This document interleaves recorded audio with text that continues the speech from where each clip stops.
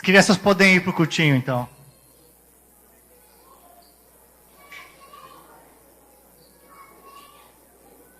Amém. Enquanto isso, vamos abrindo em Gálatas capítulo 4.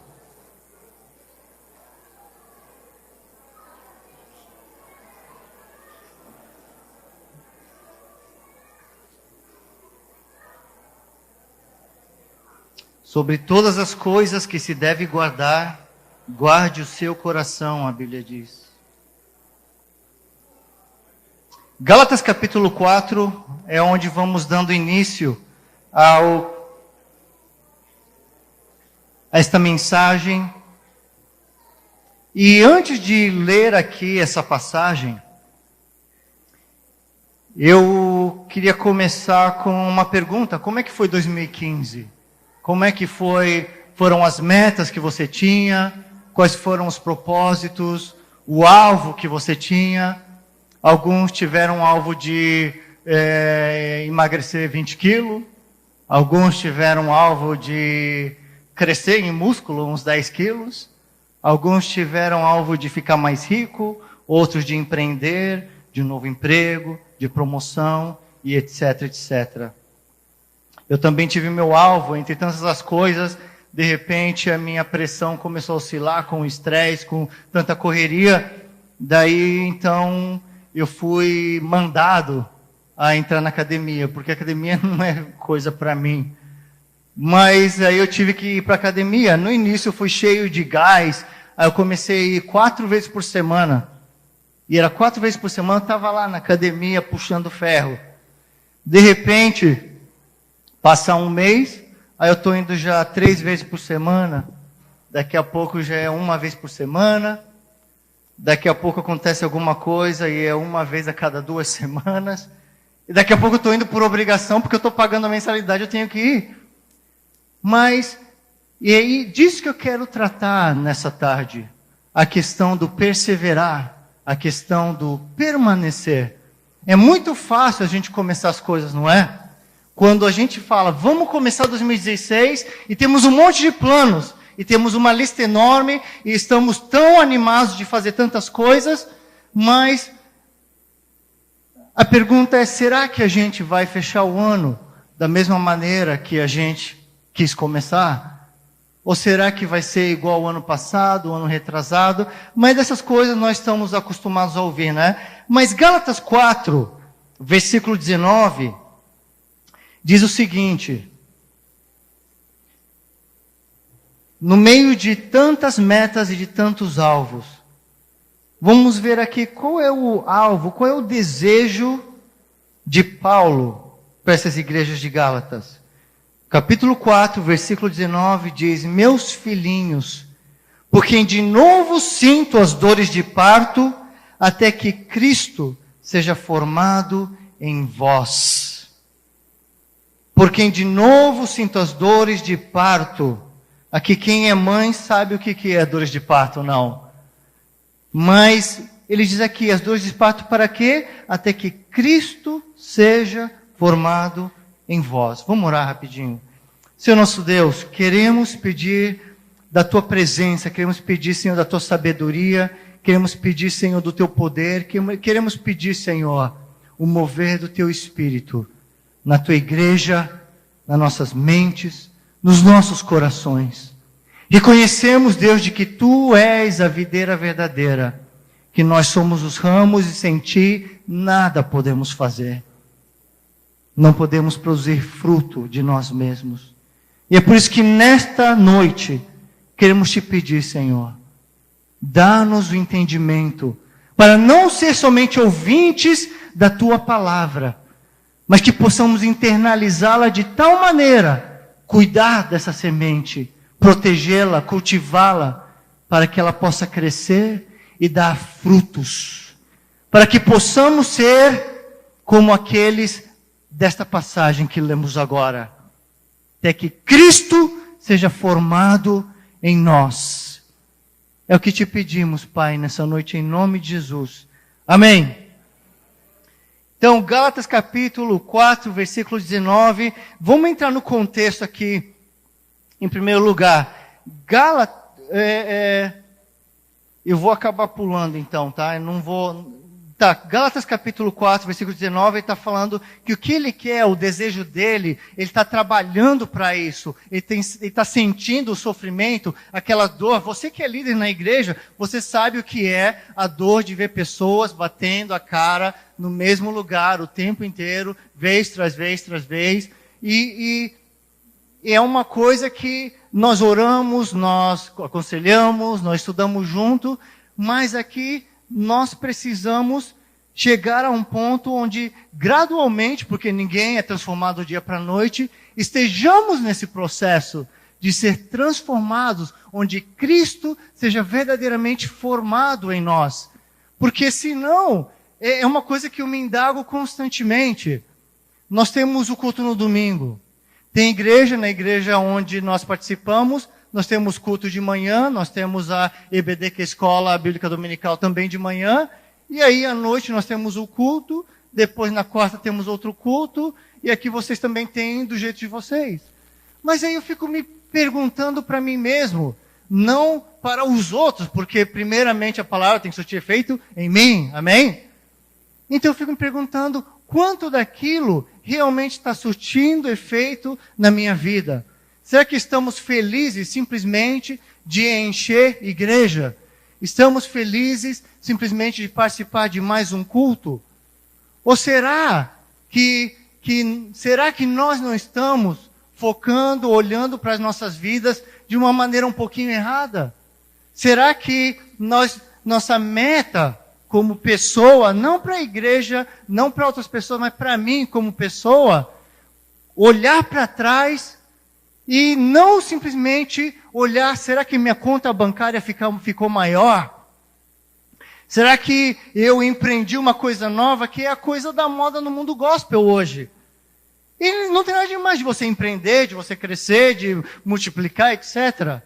Mas aqui nós vemos que o foco principal aqui, acima de todas essas coisas, é que Cristo seja formado em nós. E nós vamos estar vendo nos próximos versículos aqui, que nós venhamos a conhecer a Cristo.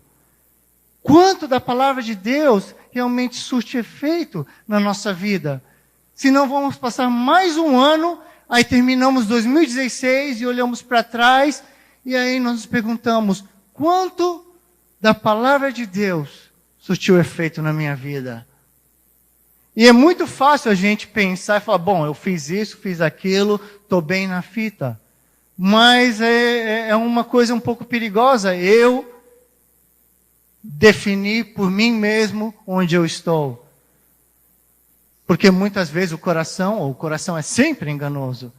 Mas você já pensou em perguntar para o teu esposo, para a tua esposa?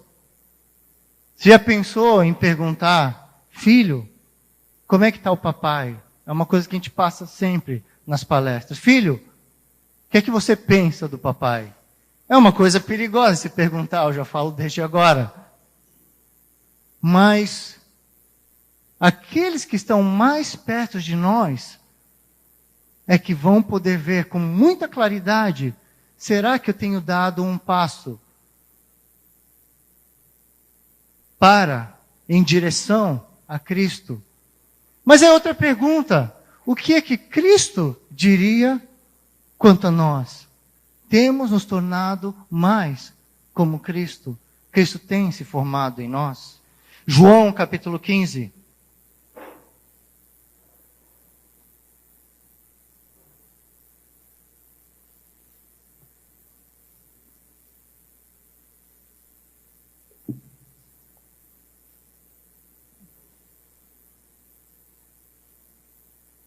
E nesta coisa de procurar, de buscar aprender, de buscar ser mais formado em Cristo, eu recomendo uma coisa que eu fiz com a minha esposa esse ano, acho que eu já falei, não sei se eu falei aqui, nós fizemos um curso de casais. E nós temos agora aí 15 anos, não é 15 anos? Não façam isso. 14 anos, né? 15 anos, quase 15 anos de casado. E nós fizemos um curso. O Que é uma coisa engraçada, né? Porque normalmente é assim, não sei se é sempre assim. Mas a esposa fala, "Ei, vamos?" E o marido sempre acha que não precisa, não é? Não sei se aqui também é assim. E eu sempre achei que não precisava, e nós fizemos o curso. E aprendemos um monte de coisa, e aquela coisa, né, que nós aprendemos e falamos, glória a Deus, aleluia, só que em casa, muitas vezes é o toma lá da cá, não é? E a gente vai querer ajudar um ou outro a se aproximar mais a Cristo, às vezes não em uma forma tão sensível, e acabamos fazendo o quê? Aí tu também é assim, assim, assado. E no final das contas, ninguém está mais parecido com Cristo, coisa nenhuma. Mas uma coisa que eu falo aqui rapidamente, uma coisa que homem precisa aprender, né? Que é reparar mais nas suas esposas. Às vezes passa o tempo e a gente fica com a cabeça voando, fica com as mentes voadoras. E aí a esposa vem e pergunta, e ela vai lá, troca de roupa, faz o que ela faz para sair contigo, para ir para a igreja. Fala, como é que ficou? E a gente fala, tá bom. Aí ela diz, mas você nem olhou! Mas porque tá bom. Aí, né, o marido esperto fala, porque qualquer coisa em ti fica bonito. Mas aí teve uma situação, né, um tempo atrás, que aí ela perguntou, e agora, ó, ela vai descobrir agora, que nós estávamos ministrando numa igreja, aí depois no último dia, ela arrumou o cabelo e ela perguntou para mim, como é que você acha que ficou mais bonito? Tá melhor hoje, ou tá melhor amanhã, ou de sexta-feira? Aí eu respirei, eu pensei, eu acho que todos estavam bons. Aí ela pensou, acho que tu nem olhou, né, pro meu cabelo. Mas é uma coisa que, nossa, eu estou lendo um livro que ele fala de trazer isso para a nossa casa. Nós falamos que precisamos ser luz. Se você ler naquele texto lá em Mateus, você vai ver que ele está falando da luz, da lâmpada, que em casa você não esconde ela debaixo da cama, ou debaixo do não sei o quê. Mas ela serve para iluminar os que estão em casa. Nós falamos muito de ser luz lá fora. Nós falamos muito de amar o nosso próximo. Mas quem é o próximo mais próximo de você? É o teu esposo, é a tua esposa, é os teus filhos, são os teus pais. Mas infelizmente, muitas vezes, nós temos direção e oração para um monte de gente lá fora. Mas dentro de casa a gente não tem resposta. Lá fora, a gente tem sorriso para todo mundo. Dentro de casa, às vezes a gente acorda com a cara fechada e não sabe o que é olhar na cara das pessoas queridas, dar um sorriso e falar bom dia. Não é verdade? E eu falo isso não como apontando um dedo, eu falo isso como eu sei, não porque me contaram, eu falo isso porque eu sou assim. Mas Deus tem me feito ver isso. De que adianta ganhar o mundo inteiro? De que adianta ir em várias igrejas e falar da importância de ser envolvido na vida dos meus filhos, se eu não me envolver na vida dos meus? Do que adianta eu falar de ser simpático, de mostrar a Cristo primeiro e no seu lar, se eu não mostrar a Cristo dentro da minha casa? Então João capítulo 15 vai dizer o seguinte, tá? Agora presta atenção, se você está com a sua Bíblia, acompanha comigo, porque o texto é um pouquinho comprido. E ele diz o seguinte, eu sou a videira verdadeira, o meu pai é o agricultor. Jesus falando, eu sou a videira verdadeira e o meu pai é o agricultor. Todo ramo em mim que não dá fruto, ele corta. E todo ramo que produz fruto, ele poda, para que produza mais fruto ainda. Vós já estáis limpo, por causa da palavra que vos tenho falado. Permanecei em mim, e eu permanecerei em vós. O ramo de si mesmo não pode produzir fruto, se não estiver na videira. Tampouco vós podeis produzir fruto, se não permanecerdes em mim. Eu sou a videira, vós sois os ramos. Se alguém permanecer em mim e eu nele, esse dá muito fruto. Sem mim, nada podeis fazer. Se alguém não permanecer em mim, será lançado fora, como o ramo se secará. Tais ramos são apanhados, lançados no fogo e se queimam. Se permanecerdes em mim e as minhas palavras permanecerem em vós, pedirei o que quiserdes e vos será feito. Nisto é glorificado o meu Pai, em que deis muito fruto, e assim vos tornareis meus discípulos. Como o Pai me amou, também eu vos amei. Permanecei no meu amor. Se guardardes os meus mandamentos, permanecereis no meu amor. Como é que a gente permanece no amor dele? Guardando os seus mandamentos. Vírgula. Assim como eu tenho guardado os mandamentos do meu Pai e permaneço no seu amor. Tenho-vos dito isto para que a minha alegria esteja em vós e a vossa alegria seja completa. O meu mandamento é este: amai-vos uns aos outros. Como?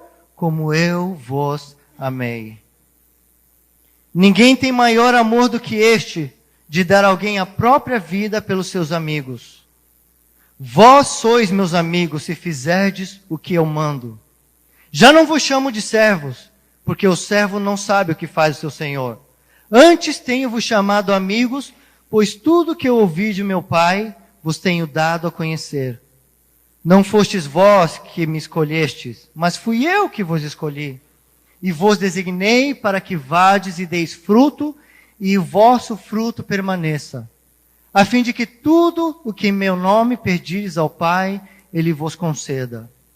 Isto vos ordeno, amai-vos uns aos outros. Amém. E aqui nós vamos ver tantas coisas. Você vê que aqui, diferente da outra maneira como foi nos ensinado, na Bíblia, claro, de que quais são os grandes mandamentos?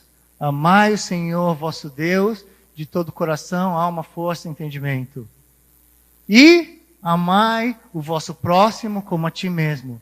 Só que aqui, em versículo 15, que vai repetir uma coisa que ele deu lá no versículo 13, que ele diz o seguinte, olha só: novo mandamento vos dou, amai-vos uns aos outros. Até aí nada de novo. Como eu vos amei a vós, assim também deveis amar uns aos outros. Era para a gente amar um ao outro como eu amava a mim mesmo.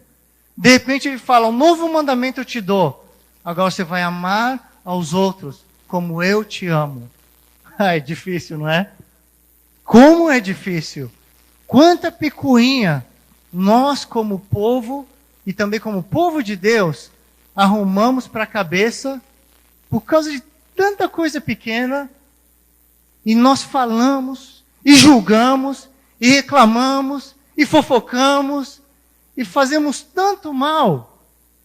E eu penso para a minha vida, nossa, meu Deus, quão longe eu ainda estou de até que Cristo seja formado em mim. E aqui ele está falando como é que nós nos permanecemos no amor dele, guardando os seus mandamentos. E qual mandamento é esse? Ele acabou de falar que amei aos outros como eu amei a vós. E aqui tem umas palavras, tem tantas palavras, mas eu quero me focar em 3 palavras chaves aqui para essa mensagem. Número 1, permanecer. Você já percebeu que permanecer em Cristo não é tão fácil quanto parece? Você já percebeu que você já parou para pensar se permanecer em Cristo, se estar em Cristo fosse uma coisa automática, Jesus não precisava ensinar para permanecer. Porque muitas vezes nosso coração vai tão longe, nós vamos atrás de tantas coisas, e nós não entendemos o que é permanecer e perseverar naquele caminho que Deus tem colocado para nós. Com razão, Paulo vai dizer lá em Timóteo, combate o bom combate da fé.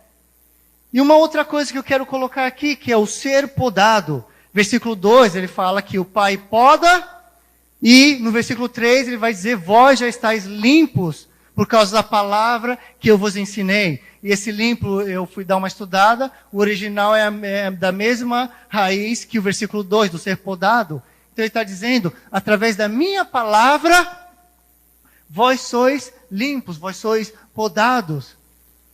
Só que muitas vezes, nós não estamos sendo podados. Às vezes nós olhamos para o ano que passou, ou 2 anos que passaram, e a gente pensa, puxa vida, parece que nada muda. E aí, de repente, a gente está pensando, não, o problema deve estar na igreja. Vocês já ouviram isso? Não, o problema deve estar no meu grupo. Não, o problema deve ser com a minha esposa. Mas, no último caso é que a gente diz, não, o problema deve ser eu. E agora mesmo, nós estamos conversando com pessoas que parece que tem uma paranoia de que o mundo inteiro quer destruir ela, a pessoa. E daí eu penso, puxa vida, se está todo mundo falando a mesma coisa, se a coisa não está indo legal, você já parou para pensar que talvez o problema seja você? E às vezes a gente pensa, puxa vida, eu nunca pensei que o problema poderia ser eu. E nós temos essa tendência de pensar que o problema sempre é o outro. Eu lembro da minha época, eu saí do Brasil com 17 anos.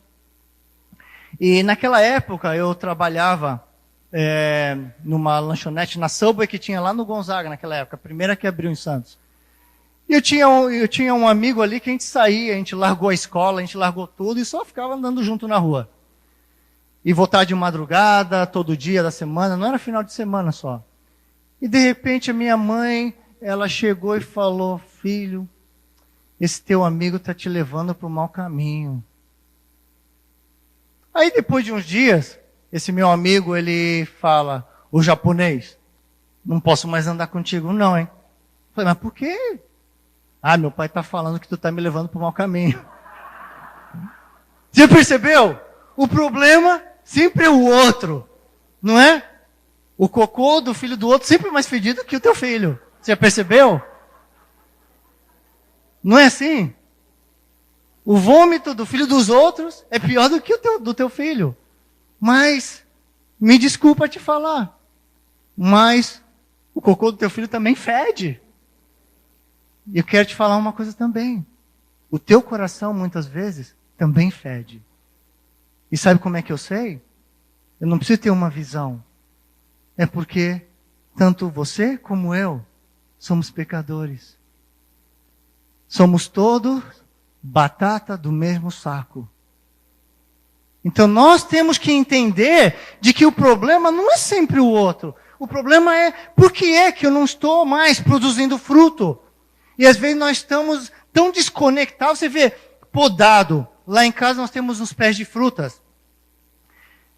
Você não precisa ter pé de fruta para entender isso, né? Você não vai podar um galho que não está conectado à árvore. Ou vai? Você não poda aquilo ali, porque já não tem mais valor. Então, se você não está mais sendo podado por Deus, você tem que olhar para dentro e perguntar, puxa vida, será que eu ainda estou conectado com Deus? E aí é onde eu volto para o contexto do primeiro versículo que a gente leu, onde Paulo está falando que eu sofro as dores de parto para que Cristo seja formado em vós. O contexto daquele livro, se você gosta de estudar, você sabe, é que ali ele está ensinando o quê? Que aquele povo está saindo da graça que é encontrada por fé em Cristo Jesus e está se voltando para a lei. Não essa lei que a gente acabou de ler que Jesus está falando, mas a lei de não fazer isso, não fazer isso, não fazer isso. Só que esse não é mais o evangelho.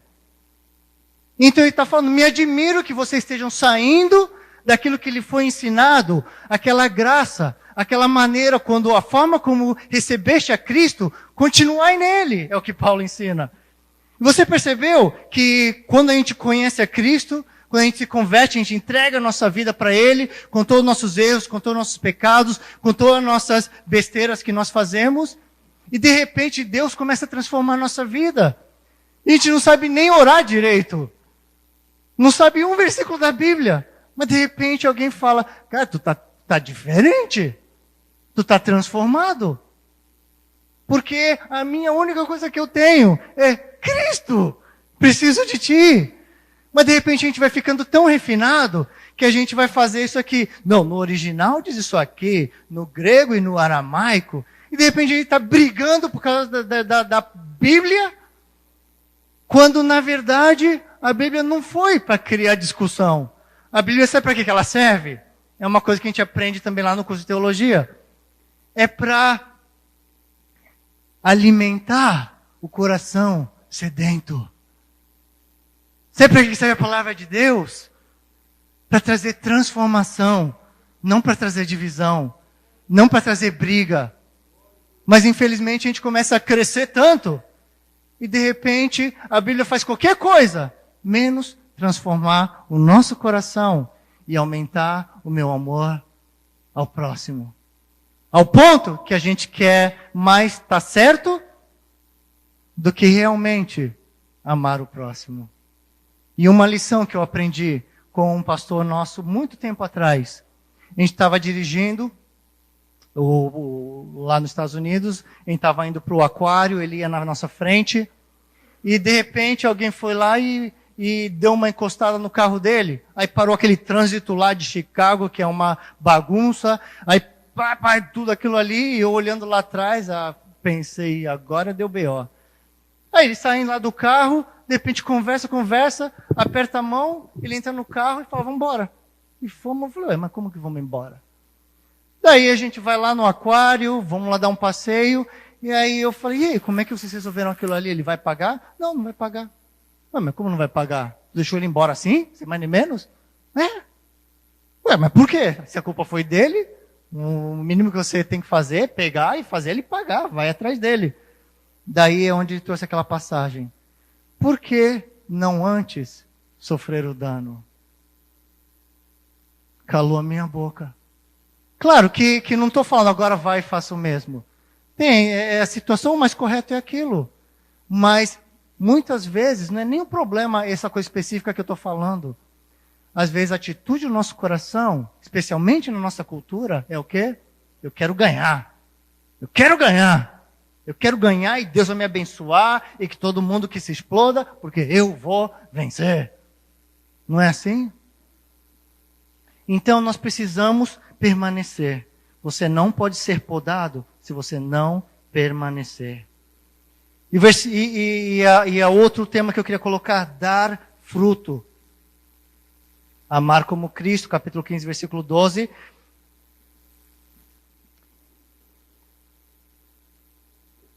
Eu estou olhando aqui, mas não sei se eu falo. Vocês não se importam com pedrada? Mas sabe o quê? Uma coisa que... Como é que eu falo? Uma das coisas que estraga mais a igreja é quando a gente não consegue compreender os processos. Nós não aceitamos ser podados.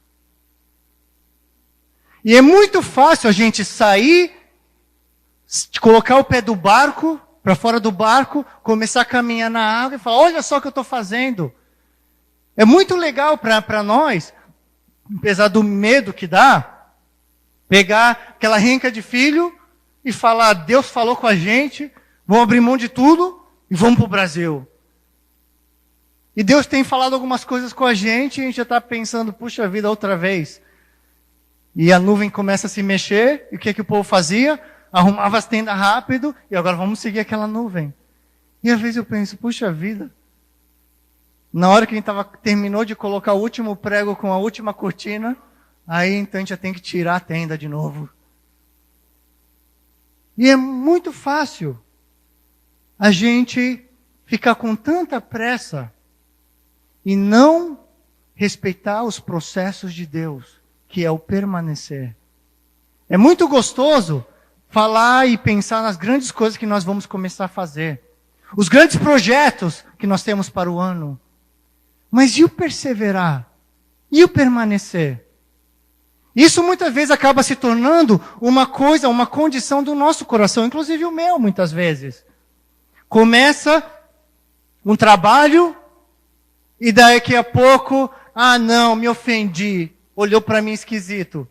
Aí a gente pede as contas e vai para o outro, quando nem tem outro esperando por você. Aí a gente vai para o culto de oração, ai Deus, não tem trabalho. Como não tem trabalho? Você não para quieto. Ou, de repente, Deus te dá um negócio na igreja, e daí as coisas não vão do jeito que a gente quer, não cresce tão rápido como a gente quer, a gente não recebe microfone, a gente não recebe holofotes, ninguém quer tirar selfie com a gente. E daqui a pouco o que acontece? Ai, acho que isso daí não é para mim não. Deus está me mostrando outra coisa. Pode ser que Deus te mostrou outra coisa. Eu não estou aqui para julgar isso, não quero que você pense do teu irmão, porque a mensagem primeiro é para quem? É para mim. Amém? De repente, Deus te falou para mudar de emprego. De repente, Deus te falou para entrar num outro ministério. De repente, Deus te falou para ir para uma outra igreja. Pô, mas será que Deus muda de ideia mês sim, mês não? Aí é onde a gente tem que começar a pensar, por que que a gente não permanece? Falou um pouquinho duro comigo. Não olhou para mim no culto, agora não falo mais com ele. Nós somos tão chatos, ou não? Eu falo porque eu sou assim também, eu sou chato. Aí de repente a gente vai na igreja, aí pastor vai lá e cumprimentou, aí era minha vez, ele fez isso, cumprimentou. Esse pastor, não é? A gente já pensa, no final do ano eu não vou dar um panetone para ele.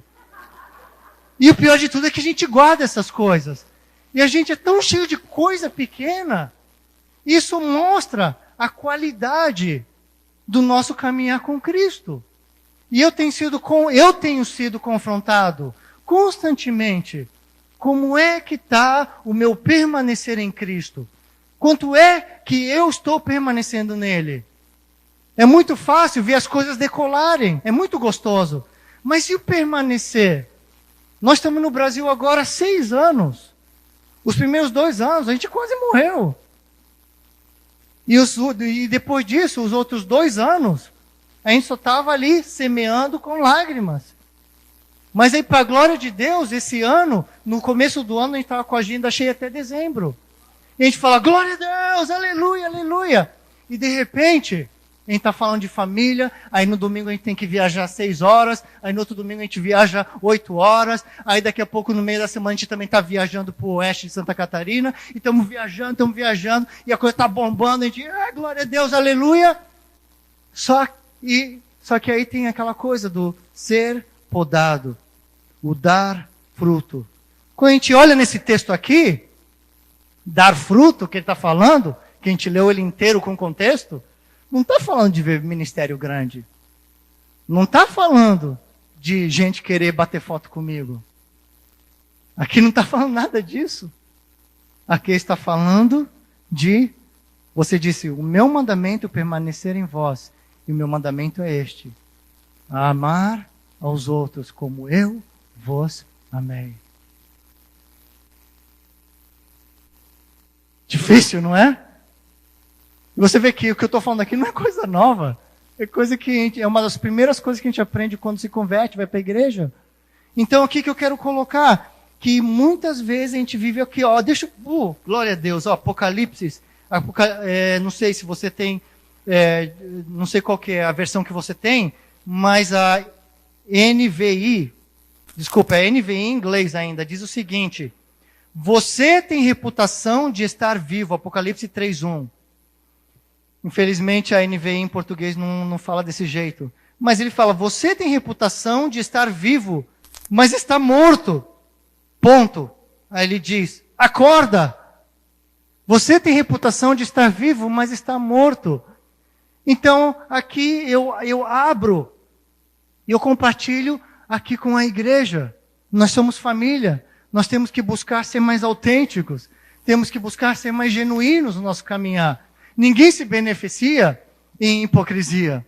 Ninguém se beneficia em a gente colocar máscara. É ou não é?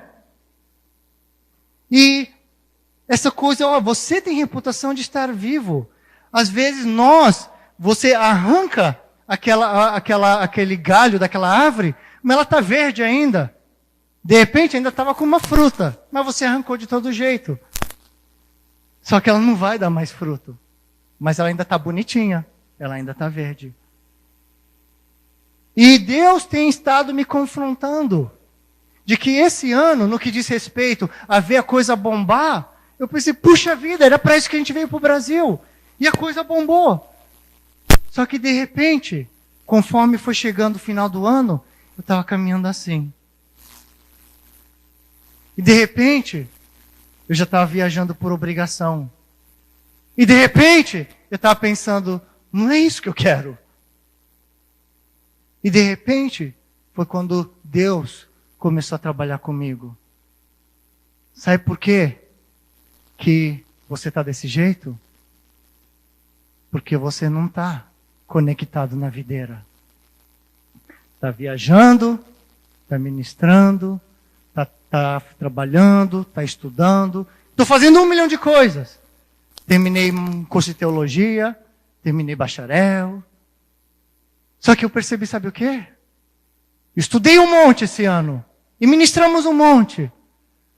Só que o resultado final não foi uma aproximação mais de Cristo. O resultado final não foi um caminhar cada vez mais perto. Não estou falando que não deve estudar. Mas é que nas ganas de fazer tanta coisa, e a coisa bombar de uma coisa tão legal, de repente eu percebi que as preocupações do mundo, que as correrias da vida, estavam afogando a palavra de Deus no meu coração. Só que aí quem que vai perguntar? Ele está ministrando, aí as crianças vêm, fazem um teatro, e está tudo bonitinho, pensa, poxa, essa é a família mais linda. E quem é que vai perguntar? E aí, tu está andando com Deus? Como é que está o teu devocional? Ninguém pergunta para mim essas coisas. E eu pergunto isso para você. Terminando o ano, começando o ano novo, como é que você está começando o ano? Quando foi a última vez que você orou sozinho? Não orou na igreja, orou sozinho a Deus. Quando foi a última vez que você pegou a Bíblia, não para cumprir obrigação, para estudar, para meditar nela? Quando foi a última vez que você fez o teu culto familiar com a sua família? São perguntas básicas, mas são coisas difíceis. E aí nós ficamos, então, com uma aparência de que tem vida. Mas a Bíblia está dizendo, mas estáis morto. Nós precisamos nos reconectar de volta nesta videira. Você não vai produzir fruto porque você está assim desconectado da videira e começa a fazer assim, dá fruto! Você não dá fruto por esforço. Você dá fruto por estar conectado na videira. Então que neste ano que entra, você remaneja as suas prioridades. Eu estou remanejando minhas prioridades. E cortei um monte de coisa.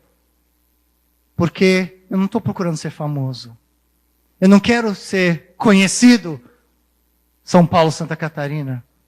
Eu quero ser conhecido por Deus. E que essa seja a nossa meta. Ser formado em Cristo. Que nós possamos ser transformados e formados e para sermos mais como Cristo.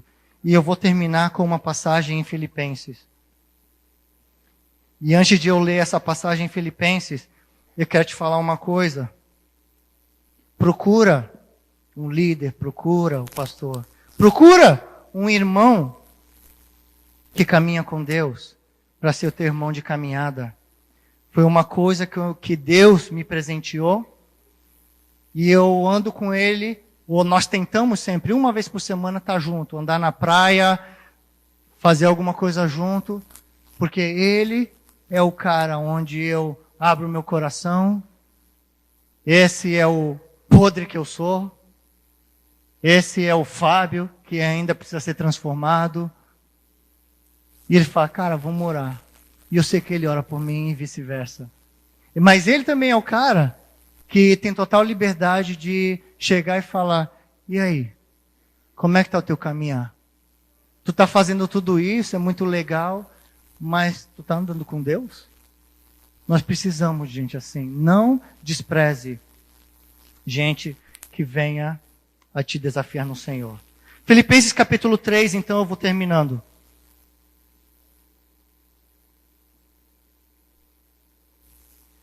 Desde o versículo 4 que ele vai dizer o seguinte: ainda que eu também poderia confiar na carne, se algum outro pensa que pode confiar na carne, eu ainda mais. Ó, um cara que conhece da lei, etc., o apóstolo Paulo, então ele está falando assim, circuncidado ao 8º dia, da linhagem de Israel, da tribo de Benjamim, hebreus de hebreus, segundo a lei fariseu, segundo o zelo perseguidor da igreja, segundo a justiça que é na lei, irrepreensível, mas o que para mim era lucro, considerei-o perda por causa de Cristo. E na verdade tenho também por perda todas as coisas, pela excelência do conhecimento de Cristo Jesus, meu Senhor, por quem sofri a perda de todas essas coisas e as considero como refúgio. Outras versões vão dizer aí lixo, escória, esterco, que é a palavra verdadeira ali do texto, para que possa ganhar a Cristo, para que seja achado nele, não tendo justiça própria, que vem da lei, mas a que vem pela fé em Cristo, a saber, a justiça que vem de Deus pela fé. Desejo conhecê-lo e o poder da sua ressurreição e a comunhão dos seus sofrimentos, conformando-me com ele na sua morte, para ver se de alguma maneira possa chegar à ressurreição dentre os mortos. Não que já tenha alcançado ou que seja perfeito, mas prossigo para alcançar aquilo para o que fui alcançado por Cristo Jesus. Irmãos, não julgo que o haja alcançado, mas uma coisa faço, e é que esquecendo-me das coisas que para trás ficam e avançando para as que estão adiante de mim, prossigo para o alvo, pelo prêmio da soberana vocação de Deus em Cristo Jesus. Amém? Coloca-se de pé comigo.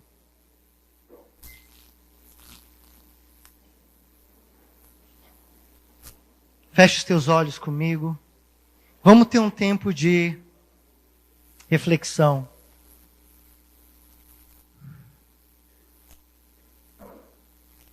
De falar com Deus e de colocar diante dele qual é a nossa verdadeira condição diante do Senhor.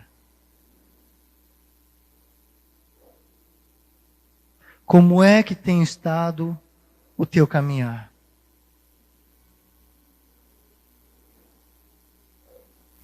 Como é que tem estado a tua vida de oração? Como é que tem estado a tua intimidade com o Senhor? O problema da carne, o problema disso aqui, que nós acabamos de ler, é que quando nós tentamos estabelecer nossa própria justiça diante de Deus, quando nós queremos fazer força para dar fruto, infelizmente, nós estamos caminhando na carne. E quando a carne quer produzir fruto, sabe onde é que você procura aquilo que vai te preencher? Você não busca a árvore, a videira em primeiro lugar.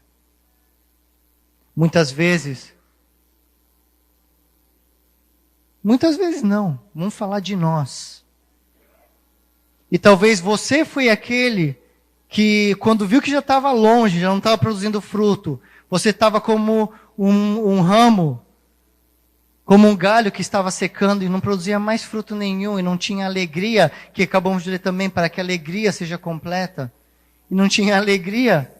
De repente, você é um daqueles que vai buscar essa alegria, essa satisfação, não na videira, mas vai buscar num relacionamento mentiroso, que vai muito longe de agradar a Deus.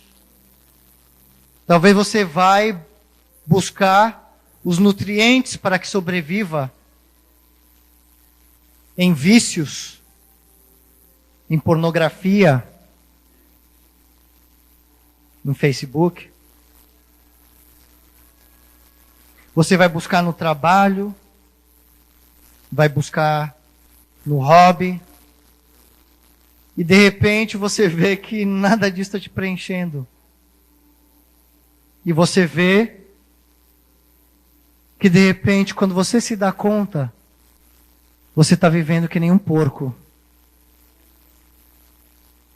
Igual o filho pródigo.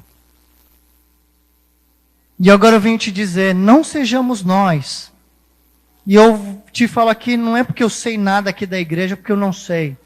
Mas eu sei que em toda a igreja tem. Quando o processo da onde você saiu até aquilo que Deus prometeu está demorando, e o caminho é árduo, a solução não é reclamar do líder de Moisés. A solução não é falar, ô Arão, chega aqui.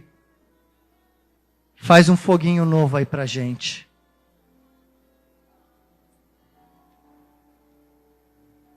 Porque se você for desses aí, você nunca vai permanecer em igreja nenhuma. Se você for desses aí, você não vai permanecer nunca em trabalho nenhum. Se você for desses aí, você não vai conseguir permanecer nem no teu casamento. Porque o foguinho do início é muito bom. Mas o caminhar e o permanecer e o perseverar requer um pouco mais de ti.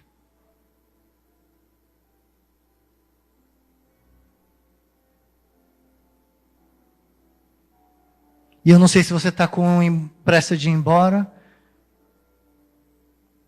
mas se esse é você, se eu fosse você,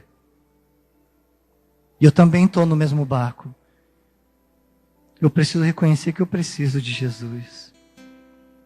Que não vai ser dinheiro, não vai ser trabalho, não vai ser novos relacionamentos, não vai ser esses vícios e essa porcaria que você vê no computador, não vai ser esses pensamentos que você alimenta, e não vai ser reclamar de ninguém.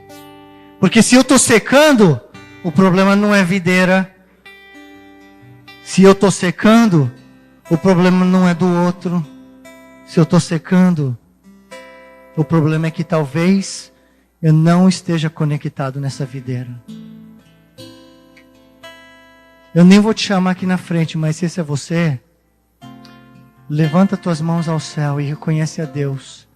Se tu acha difícil reconhecer a tua sequidão, com os olhos fechados, imagina com o microfone na frente de um monte de gente. Pai, nessa noite, queremos reconhecer que precisamos de Ti, Deus. E nós corremos, e muitas vezes corremos atrás do vento.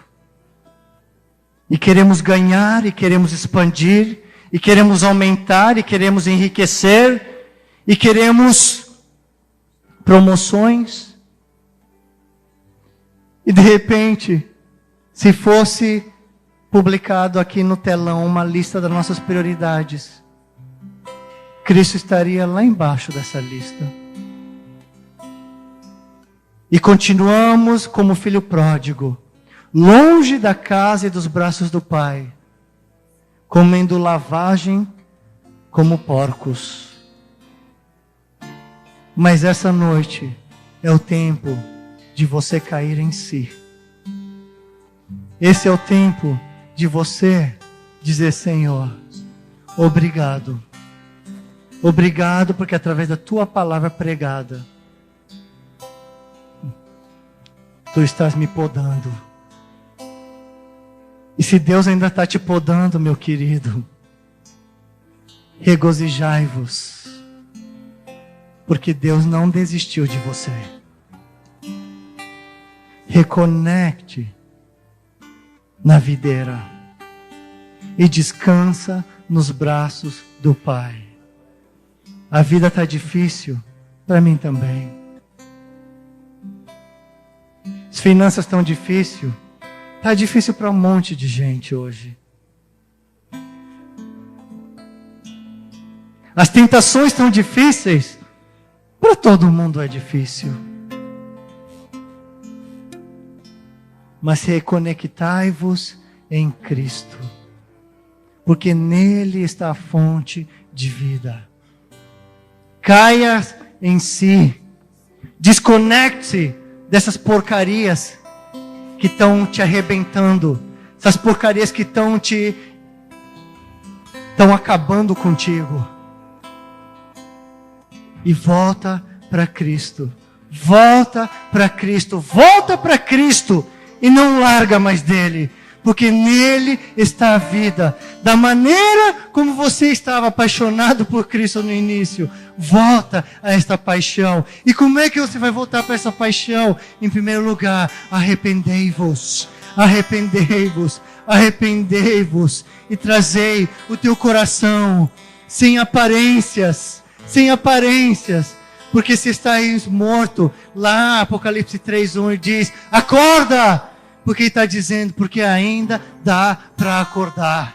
Então acorda e volta para Cristo. Senhor nosso Deus, eu quero te pedir perdão pela minha vida, pela minha família, pela tua igreja, pelo teu povo, Senhor.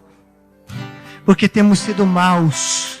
E em muitos casos, Senhor, temos baixado os nossos padrões. Porque nós olhamos e vemos e todo mundo faz. E nós acabamos indo pelo mesmo caminho. Ah, mas ninguém tem esse caminhar. Então nós também abandonamos a Cristo. Mas que tu, Senhor, venha nesta noite e venha nos dar um novo vigor. E que nós possamos ser reavivados no nosso caminhar com Cristo. Não é somente mais um culto de oração. Não é somente mais um culto e um estudo. Não é mais um curso de teologia. Não é mais um curso de casais que vai arrumar o teu casamento. Não é mais um curso para filhos que vai arrumar tua casa. Não é mais um curso de finanças que vai te arrumar as finanças. Mas é que você volte para Cristo. Senhor nosso Deus, ajuda-nos, ajuda-nos, ajuda-nos. Essa é a palavra, Senhor, que nós podemos proferir a Ti. Ajuda-nos e levanta-nos, porque nós, como povo de Deus, como servos do Senhor, como líderes, como pastores, missionários, ministros do Senhor, nos permita e nos ajude a não viver com a aparência de que estamos vivos.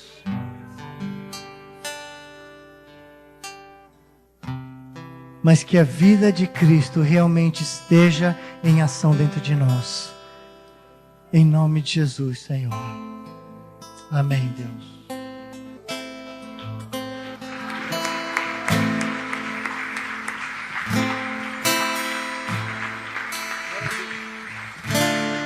Aleluia.